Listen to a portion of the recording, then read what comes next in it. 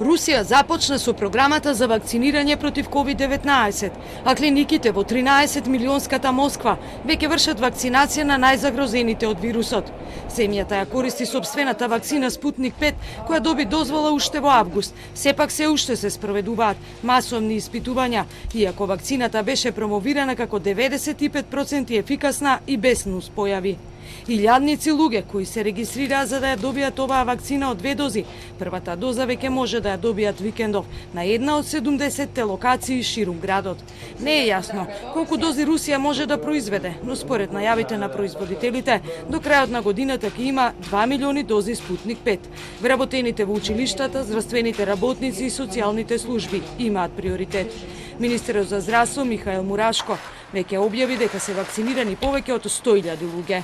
Додека европските земји ги кројат последните стратегии за тоа кој прв ќе ја прими вакцината Pfizer-BioNTech, оптимизам во американската јавност шири најавата на американскиот потпредседател Майк Пенс, кој најави дека одобрението за вакцина ќе пристигне кон средината на овој месец. Мала група на луѓе со протест го пречекаа пред Центарот за контрола и превенција од болести. We actually believe that from the moment that we receive FDA approval, which we think is likely sometime the week of the 14th of December, that we could be shipping within the first 24 hours and we could be vaccinating people within 24 hours of that. So within 48 hours from the FDA's approval, we could be vaccinating people literally in all 50 states and territories all across the country. So it's and this is all being overseen by the CDC and the experienced people here. So really remarkable.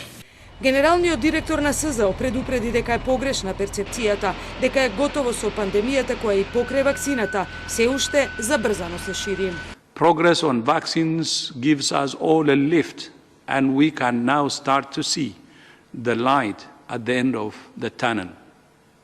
However, WHO is concerned that there is a growing perception that the pandemic is over.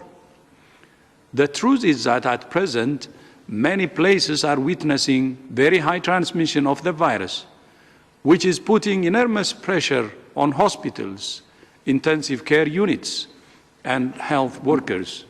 Првиот човек на Обединетите нации соостри критики кон земјите кои не ги следат препораките на СЗО. Истакна дека пандемијата ја разоткри долгогодишната криза. Светот е соочен со најголемата глобална рецесија во последните 8 години. Extreme poverty is rising. The threat of famine looms.